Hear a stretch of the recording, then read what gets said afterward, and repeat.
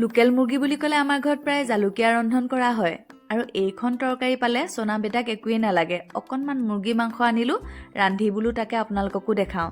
জালুক, লং, দালচিনি, ইলাইচি আৰু গোটা জিৰা ভাজি ল'লোঁ, পেষ্ট কৰি ল'ব লাগিব। আনফালে ধুই লোৱা মাংসতে হালধি আৰু বটা মছলা দিয়াৰ পিছতে পিঁয়াজ এটা দি অকণমান মিঠাতেলেৰে মঠি থাকিলোঁ। মঠি লোৱা মাংসখিনি এচাইডে থৈ আদা, নহৰু, পিঁয়াজ, জলকীয়া দুটা খুন্দনাতে খুন্দি ল'লোঁ। কেৰাহীত তেল গৰম কৰি লৈ আটাইখিনি দি লোৱাৰ পিছতে ভাজি যে ধুনীয়া গোন্ধটো ওলালে, এতিয়া দি দিলোঁ মঠি লোৱা মাংসকণ দিয়াৰ পিছতে ভাজি থাকিলোঁ।